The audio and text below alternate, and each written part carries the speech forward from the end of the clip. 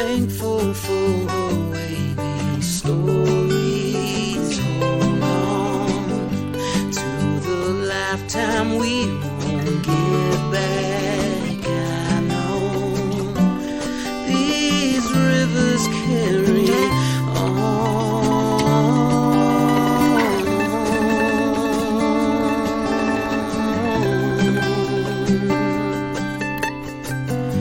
People tend to stick to you after time. Places tend to do the same as we do. This river carries on and on.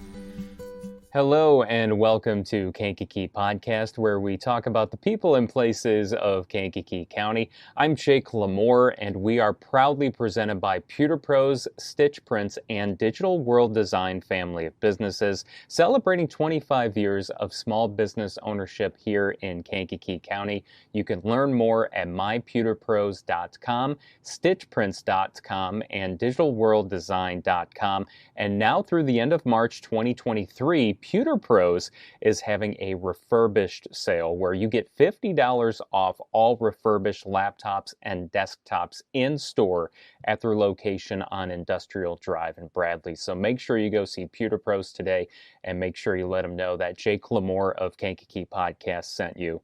So welcome to a very special episode of Kankakee Podcast. Last night we had a special screening and Q&A of a movie that was written and directed by a Kankakee County native named Mike Spears, along with his partner Adam Boltz. Now, we teamed up with the Kankakee Area LGBTQ Network for this screening.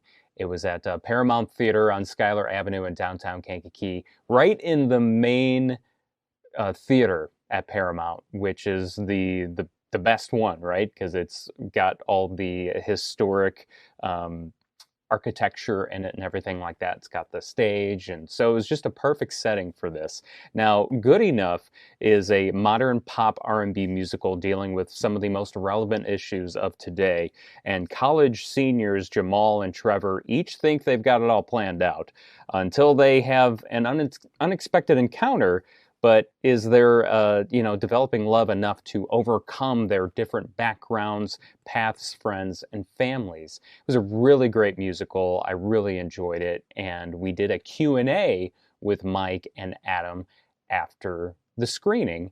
And that's what we're about to listen to and watch. Special thanks to Matt Hedding-Hess of the Kankakee Area LGBTQ Network for letting us be a part of this, and also to our intern Colin Furrow for helping assist in the recording of the Q&A. So without further ado, let's get to it. Mike Spears and Adam Boltz, the people behind Good Enough, a modern musical.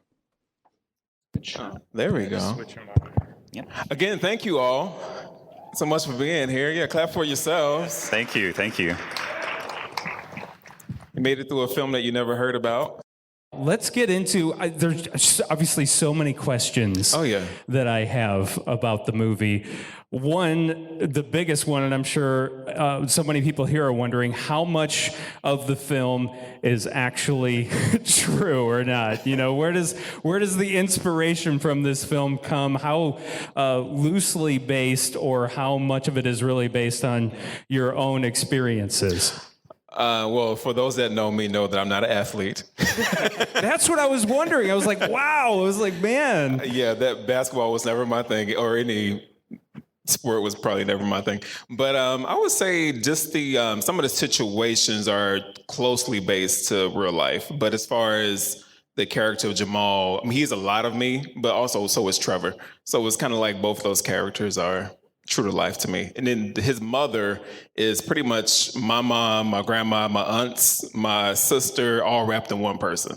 Are they here tonight? Yes, they are here tonight. They are. Stand up. Yeah. Say hello. Wave. There you go. My auntie Retha, my auntie Barb back there, all of them are inspiration for Jamal's mom. Like, that's something I've heard from either one of the women in my life. Everything that she said was probably verbatim what I've heard in my life. So, yeah. So how did you two meet then? Is it... Who, me, Adam? Yeah. Oh my God, that's a whole nother story. That's there's a short version. Yeah. Well, actually, Match.com. yeah. Actually, I was working on cruise ships when I met Adam, and we met on Match.com. So I guess it was an app. Okay. Yeah. Was it? Yeah, that's what I was wondering, is how accurate. Oh, so no, as far as the hookup thing, no. I had a face pic, yeah. Yeah, right. Yeah, exactly. Yeah, as far as that, but that story, I think, and I'm sure for those that are familiar with the gay community, that story is very familiar as far as meeting people on dating apps, and you don't really see their faces, you just see their body pics. I'm not sure if people are familiar with that. But yeah, that's kind of how it happens, and then they hook up, and then they figure out, oh, that's how you look. Oh. Yeah. So that one's not so that much I know anything about our that. Story. I don't know anything about that because I was reading my Bible. I don't know nothing. But is that how you came out, though? Is that... Oh, no. I came out in stages. I feel like my mom was the first person I ever told directly this is what it was. And then years later, I wrote a book, and then that's kind of how a lot of my family found out. And then, yeah, I never really had like an announcement, but I'll announce now, guys, I'm gay. but yeah, it just like, it just kind of happened in stages. And unfortunately, I think, unfortunately for Jamal, like the way he came out was kind of his mom finding out. And a lot of times I feel, well, we normally talk about in the gay community how our family or friends will know even before we even know. They kind of could pick up on little things, and they can tell you more about yourself a little bit. And that's depicted in the movie. That's depicted in the movie, yes. Yeah. With her, kind of sort of figuring it out on her own. And that's kind of what I wanted. I wanted her to figure it out on her own at first without actually having a way of him just saying, hey, I'm gay. I just kind of wanted her to kind of bits and pieces and put it together. And I think, we've gotten a really positive response to her character. And I think probably like one of the best things that she does is give him, the space, to come out whenever he's actually ready and not force the issue. But just be supportive. I mean, that's all any kid I think really needs is the support. Yeah. And it's so much like parents, they're parents, right? So they sort of have a vision for what they want for their child before their child is even grown. And sometimes the child grows up and they live their own life and go their own way in their own direction. So it's kind of like she didn't have to crush the dream of him getting married to a woman and having, children the actual way. That is so accurate, by the way. Yeah. I was just laughing so hard at the beginning of the movie, starting right off. Oh, you're going to give me beautiful babies and a beautiful wife, or all that stuff, and just yeah. And I think that's kind of the hard part for parents because they had this vision of what they wanted you to be, and that even your family, they have like a vision or a version of you that they see you being, and then when you turn into who you are, that part I think is the hardest part for people to accept. And it's not that they don't accept you, it's just more so the idea of, wow, I really thought he's going to have a family and children and this other thing, and then when you become who you are, then it's like, oh, okay. But I think the biggest thing, as long as they know that you are fine, that you're okay, I think it's fine. Well, look at you now. I mean, exactly. Surrounded by so much love. Yeah. So I do want to, are there people that have questions? There are people that have questions. Okay. Just before we get to, because I'm going to come down and I'll pass the mic to you guys so you can get your questions in. Because this is a Q&A that I want everyone to get involved in. Yeah, it's not absolutely.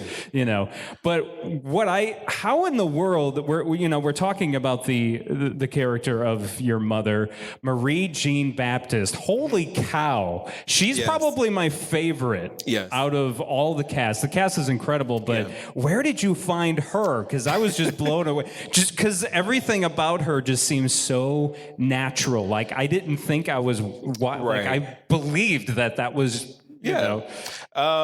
We found her like we found the other characters on a website, and that was kind of like a website for actors, and they all submit profiles. It's like Facebook for actors, or LinkedIn maybe specifically for actors. Yeah. I wonder if it's what is it called?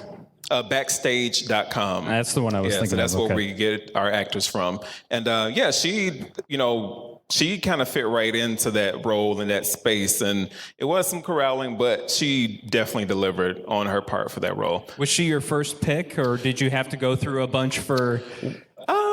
She was. So how we normally do it, we have like a lineup of people that want to audition for that role. We audition them, and then we pick the top 2.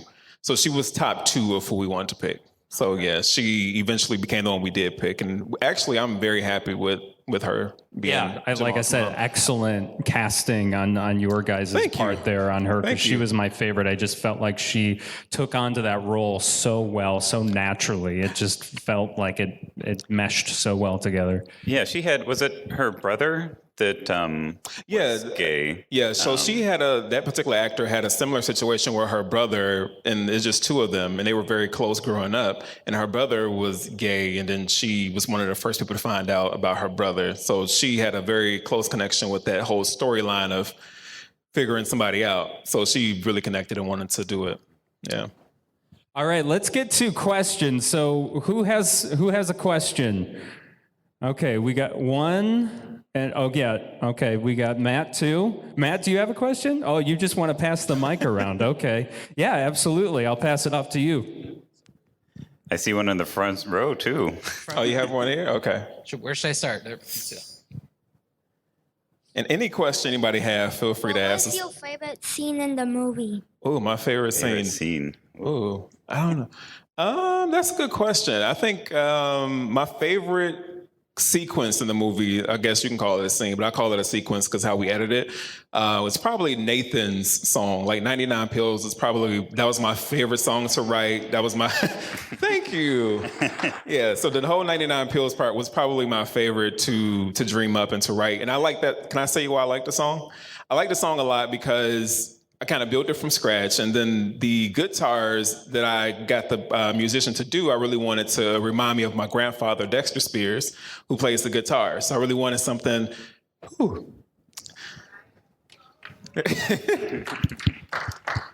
So yeah, that's 99 Pills. Yeah. For me, I'm going to have one favorite dramatic scene, which is the dinner scene, and like the ensuing, I love it when it's, back and forth, like cutting between 2 different, series of action. And then comedic, my favorite is whenever Miss Woodard finds Trevor in the bedroom and they like meet at the door. Like that whole interaction was just hilarious to me. It makes me laugh every time. And also another scene too is when she comes into the room and when he dips under the bed or whatever, a lot of that was improv. Like I wrote that scene, but the way I wrote it is pretty much how they did it, but they really wanted to break loose and have fun with it. So they improv a lot of that particular scene. So what you see is kind of them just going back and forth and just acting a fool, kind of. Like throwing the laundry at the door. Yeah, exactly. Like the whole throwing the laundry. We just have fun with it. Yeah. Who else? Sorry. Okay. I'm just going to go in order here. Did they really kiss in the movie? Oh, yes. Oh, yes. They, how old are you?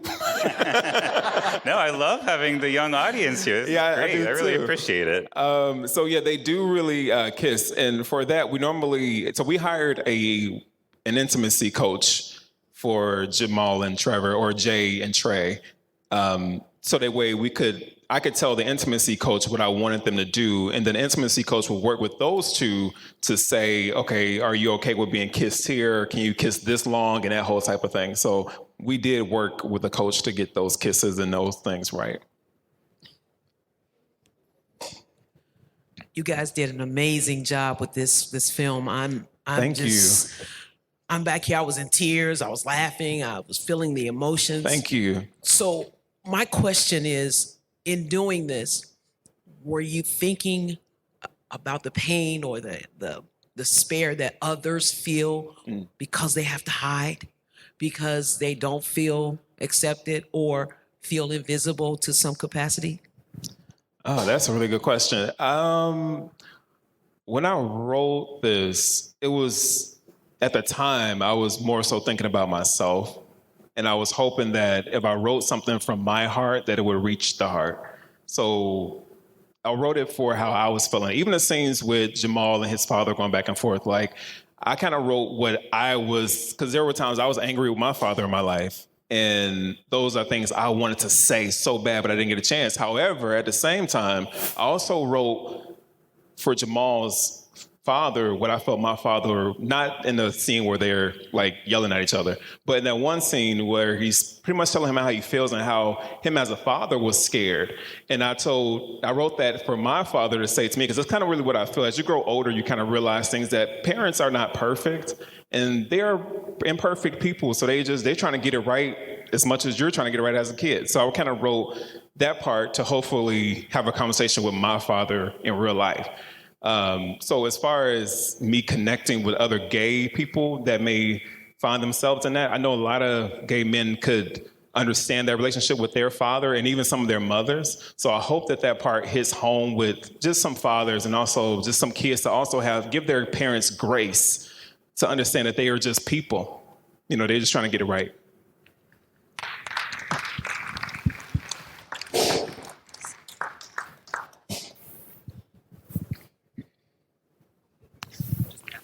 But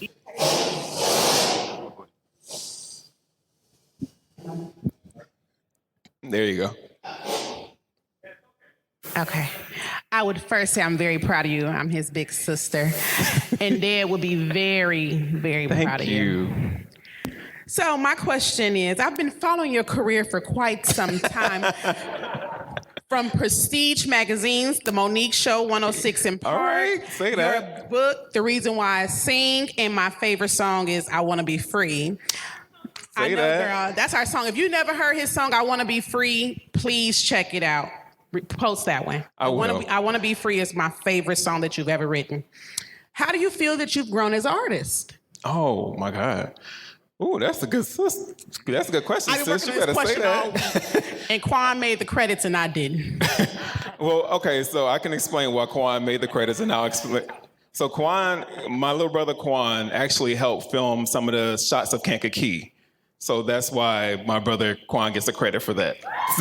So he helped film the shot. So that's why Quan is in the credits. So that's why. As an artist, I feel like this was the very first time as an artist I actually felt like it was me saying it. I felt like I was vulnerable. Like this whole, even showing you guys this film makes me feel so vulnerable because I feel like, oh my God, y'all kind of see what I'm thinking now. So I kind of feel I got to cover up a little bit. So I think it's just, as an artist, I feel more vulnerable now. I feel like I can really write from a really different space because I'm no longer in that space of hiding. Thank you. Well, hello, Mike and Adam. Hello. This is Cousin. My question is, what is next for you guys? Good question. So we do have another film called Moving In that we begin production on in Chicago in early May.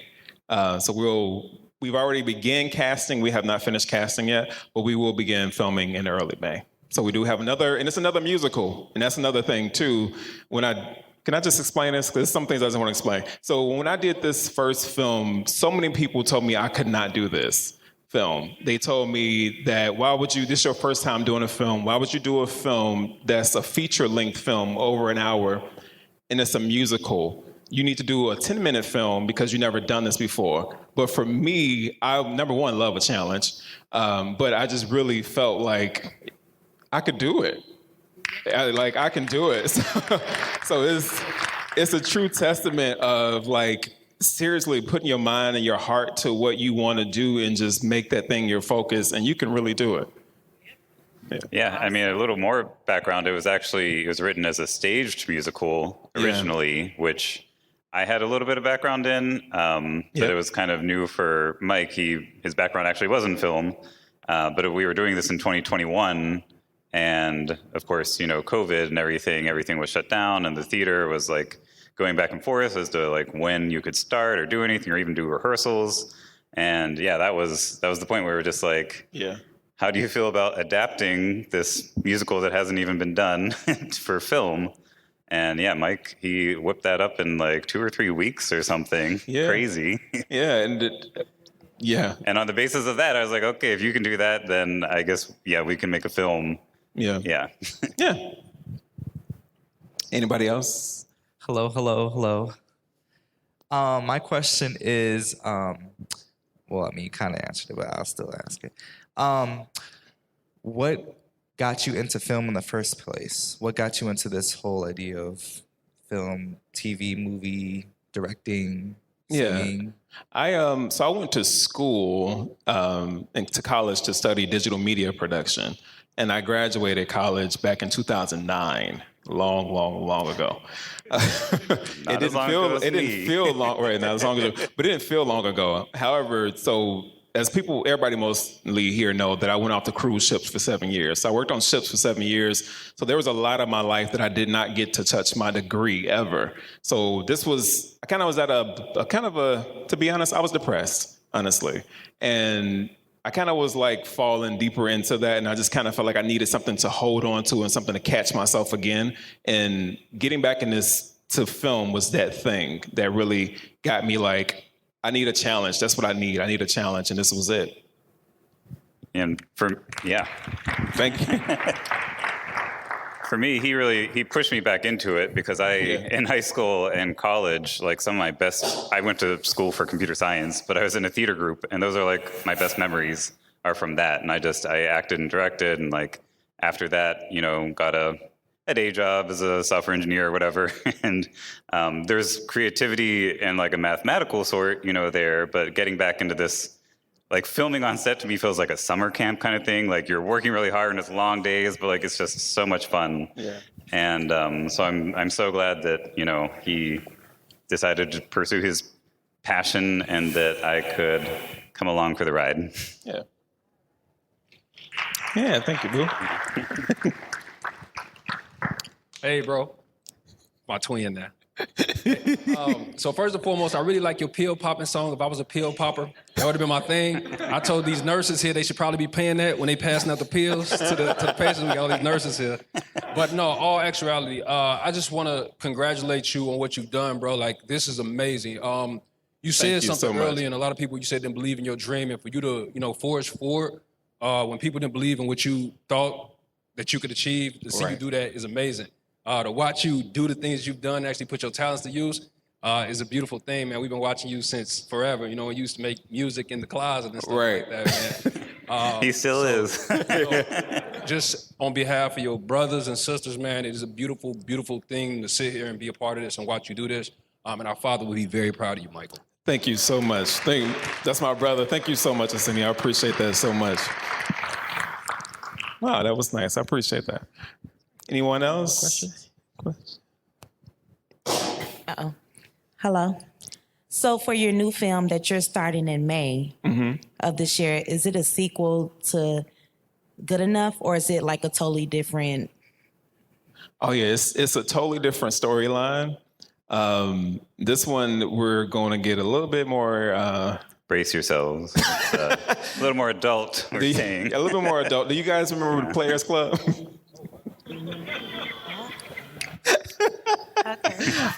We're gonna get a little bit more grown with this one, and there's no offense to what we've already done, but I kind of wanted to, because there's a lot of, when you see the rainbow, the gay thing, right?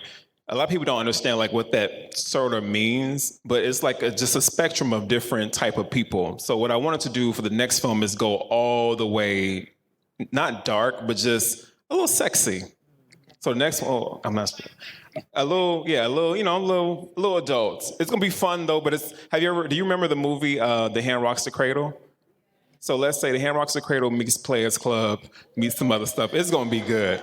And imagine taking what we know now from doing this first film and taking that and moving it into another space. I cannot wait to freaking do this film. I'm so excited. Thank you. Raise your hands high if anybody has more questions. Yeah, she have one right here. I actually don't have a question. I have something to tell you, Mike.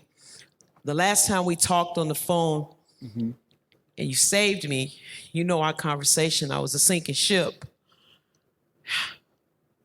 You said something to me. You said, no, it's not too late. You know what, sugar? You should do it. And I did it 4 times since I talked to you. I've made the stage. I've been acting. I've been living out my dream. And I'm in the Viva Loca. All right. All right. Thank you, baby. I love you, appreciate cousin. Thank you so much for that. Thank you. And that's for anybody that, like, really, this life can just. When my father passed away in 2009, that really changed my whole perspective of life. Like, that really made me understand that life goes like this. Like, you can be here one day and then living good. I mean, you're healthy, you're fine, and walk out there and have an accident, and that's it. And ever since my father passed away, that changed how I treat people. It changed how I thought about myself, and understanding that every moment, every day needs to count. Like, it has to count for something, because when we're gone, I want people to remember me for who I am and not who they wanted me to be or who they thought I should be, but who I really am. And that's it. Very well said. Anyone have any other questions? No? Okay. What's that? Oh, yeah. Happy to be alive. Is that what you said? Yes. Oh, yeah. We're proud of Mike. We're proud of Adam, too. Both of you guys. Now, is there anything else you want to point out about the film before we wrap things up? I know we could go on forever about this. Oh, yeah, we sure I could. mean, there's so many important things that are addressed in this film. What are things that you hope people will take away? I hope people will take away, even for women, I hope people will take away, or some people in relationships that are a bit violent. I think that what I wanted to write characters that were strong and that would say, I'm leaving, and they don't have to sit in the mess. So I hope that could speak to someone, not to, like, obviously cut his head off and all that stuff, but in that part, I hope people understood that was more like her having a what I would do moment. Not necessarily. She would like to do, but isn't going to do? Exactly. Yeah. Like, this is what I would do to you, but that was just more, that's why the screen turns red, because it's not necessarily in that space of being real. This just going on in her This mind. is in It's a her little mind. play that's... Exactly. Yeah, exactly. So it's just, I hope people can take that message away and just understand that you are good enough. Like, as much as I've done in just entertainment, period, what I've learned is that these people that you see on TV and movies are no different than us. They're just like, they want the same things, they just may have a little bit more money or something, and that really doesn't make them better even. You know, that kind of money could also disrupt people's growth too. Well, and that's something I was wondering as we were watching Good Enough, is how did you get the money for this film? How does that work? It's just... I didn't get no money, my mom. Your mom paid for it? Well, she did pay for some of it, but however, it did come out of, so this fund was independently funded by Adam and I, and Adam paid his portion, I paid my portion from our savings, and then I went and borrowed my portion from my mom. And Thanks, Mom. But I paid your money back. I paid her money back. But yeah, so we're currently funded privately just through our own bank accounts, and so if y'all want to invest in the next film, they might after seeing tonight. You know, yeah, that'll be helpful. And also another thing is Amazon. Like, the way for us as a small production company to get more play or even taken more serious in this industry is they really look at the Amazon reviews and things. So if everybody here can go on Amazon, now that you've seen the movie, please write a review. 5 stars if you got it. 5 stars, positive review. Yeah, you can, I mean, obviously you can just search for it on Amazon or on the website, goodenoughthemusical.com. There's a direct link, right to Amazon. Yeah, so if you want to watch the film again, you can go home tonight, technically, and watch it again on Amazon. Is it available anywhere else, or is it just Amazon right Currently now? just Amazon, but it will be available on other platforms. And you do get a cut from that, right? Oh, yeah. Okay. We do. So see, if you go home and watch it and tell all your friends about it that they can watch it, that, they're going to be able to fund their next film. Exactly. We sure would appreciate it. We would sure appreciate it, because these films they're expensive. Yeah. I can only imagine. There's so many costs involved with the making of the film. What was the most expensive part of this film? Talent. The talent was the most expensive part. Yeah. So they do get paid. They do get paid. Yeah. And that's something about me, and anybody that, ever worked with me would know, like, I really don't believe in free labor for anybody, like, because I don't want anybody to go out there and say that we had them working for free. So even if I'm paying you $50, you getting paid. They did not get paid $50. They get paid way more than $50. But it's still just like, so we do pay our actors. We also pay our crew. We don't pay the friends, though, that lend their time to us. We do feed them, and we put them in the credits. Yeah, like I didn't pay my brother for getting those shots, but I love him. But he gets a loud shout out in the film and right now. There you go. So, in a lot of the homes that we see, were those just like friends' apartments and houses in Chicago? Shout out to our friends. Yeah, Bill Hayden, he lent us, that was Jamal's house. Yeah. And the Pearson residence was Gabe and Neil opened up their home to us. And also our home. I was wondering if your home was featured. Yeah, so Trevor's bedroom is actually our bedroom, and the rest of the house is not our house, but it's one of our friends' house. We just made it look like it was in the house, but it was a different house. Yeah. And also David and Cecily, our neighbors. Oh, yeah. That was Nathan's place, because they had moved out, so it was sort of empty, so that's why it was able to look, and that was like perfect for him because he was kind of in a troubled space, so he could just have a mattress on the floor and call it a bedroom. Yeah, I'm curious to know more about the music and how that part of how the music comes about for you. Was that just kind of written when you were I know originally this is supposed to be a stage play, but was it supposed to be a musical when you were writing it? Oh yeah, it was supposed to be a musical stage play, and actually the two leads, Jamal and Trevor, which real name is Trey and Jay, which by the way just happened to be that way. We did not hire them we hired them with the character's name already being Trevor and Jamal, but we happened to hire them and their names with Jay and Trey. So if you believe in signs. I believe in signs from God, so I believe that was, when I seen that, I was like, those are the two I need. Anyway, as far as getting the music, that's probably one of my favorite parts to do, because that's kind of where I feel the most at home. Where's your musical background? I've been doing, my family is a musical family. So that's like number one. And then eventually I began to do music on my own. And I was in a boy group for a little bit. Can't leave out the boy band. Like the traveling on the cruise ships, right? Yeah, then I was doing cruise ships and I was singing there for a bit. And then, but even in that whole time, I was still doing music. I was always recording and all that, and always writing songs. So I always wanted to be a songwriter first. And then, as far as singing, I can sing a little bit. So I was like, I'll sing the backgrounds for these songs here. But as far as writing a song, the concepts come to me just based on whatever the characters are doing in that scene. So I was curious to know, was it always going to be Kankakee University? Was Kankakee always going to be mentioned? And if it wasn't, what made that into play? Or was there a time maybe where it was always Kankakee was always on the table, and you're like, I don't know if we should keep that because is it too cheesy? Is it, I'm just curious. I definitely dealt with that part. So when it was a stage play, it was actually set in Atlanta. But obviously when we made a film, we were like, well, I can't get to Atlanta. Well, I'm not going to go to Atlanta just to film this.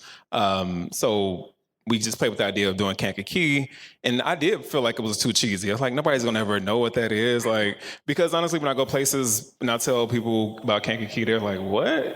They're like, "Can't find your keys, what?" So it's always that whole thing. So I did kind of feel like I don't know how this would play well with even going to film festivals. I wanted them to hear something that they heard before in Kankakee. That just sounds. Well, especially most times people see the word Kankakee and they don't know how to pronounce it. Obviously, yeah, exactly. So you're already kind of setting yourself up to have to explain that. Yeah, well, I will say my dad, I grew up in Pennsylvania, and he does know Kankakee because I think it's a Willie Nelson song. Yes, City of New Orleans. Yeah. Yes. So, thank you, Willie and Arlo Guthrie for that. Right. Yeah, it was an Arlo Guthrie song. Willie Nelson ended up doing his own version of it as well. Right. But yeah, thankfully, that does help Kankakee and people knowing how to pronounce it correctly. Yeah. Right. So. Yeah. But we just settled on Kankakee because I thought this would be really cool for just part of my story being told in this thing. Well, I want to say thank you on behalf of everyone in Kankakee County for keeping that in the film. Oh, thank you. I'm happy about it. I mean, it really helps us in return, and I think it's really great that you felt that you could do that, that you were like, you know what? I'm just putting Kankakee out there. We're going to do it. Exactly. So, yeah. Yeah, it was, honestly, it was so much fun. I mean, we did, the filming of the residences and stuff was in Chicago, but coming down to film the B-roll and everything, I mean, he was giving me a tour, of the hometown. And so it was such a joy, I thought. Yeah. I mean, you could just feel his connection, and it's like, oh yeah, and this is the new library, and there didn't used to be a bike lane there, but, Right. Was there anything directly inspired from Kankakee that's in the film that maybe some of us don't realize? I would say, just as far as the character storyline, is probably a little connection with just my family. Like, even him being a basketball player is kind of a play on one of my cousins. So it was like, that was kind of in there. And even like his friend Devin that has, I'm not sure if you guys like seeing it, has spears on his jersey, and the number 48 is my birthday. So that's kind of why that is there. But that was like more of a play on one of my cousins. And yeah. All right. Well, I think that is a wrap then. Is there anything else that you guys want to say before we go, Mike and Adam? I just want to thank you guys again for coming out and hanging out and chilling with us. And hopefully you guys go on Amazon and just get us a good review on this thing. And yes, to the next film, we'll hopefully bring it back here. Yeah, absolutely. Let's do this again. I don't know if you'll be old enough. Yeah, we might have to tap it off at a certain age for that one. This one definitely will get an R rating for sure. Special thanks again to Mike Spears and Adam Boltz from Good Enough, a Modern Musical, for letting us do a Q&A after the screening and just letting us screen their film at the historic Paramount Theater in downtown Kankakee. Thanks again to Matt Hedding-Hess of the Kankakee Area LGBTQ Network, also our intern Colin Furrow for his assistance as well. And then our title sponsors, Pewter Pros, Stitch Prints, and Digital World Design in Bradley, celebrating 25 years of small business ownership in Kankakee County. You can learn more at mypewterpros.com, stitchprints.com, and digitalworlddesign.com. Don't forget, Pewter Pros has that refurbished sale going on through the end of this month, March 2023, where you get $50 off all refurbished laptops and desktops in store. So go see them on Industrial Drive in Bradley. If you want to see Good Enough, a modern musical, you can do so right now on Amazon. You can watch it in the comfort of your own home and share it with your family and friends. The more we do that, the more revenue that Mike and Adam will get to be able to do their next film. And thank you once again to everyone involved with the screening that we did at Paramount, and also to all of our Kankakee Podcast patrons and sponsors. Looking forward to talking with you on the next episode of Kankakee Podcast. Thankful for awaiting stories. Hold on to the lifetime we won't get back.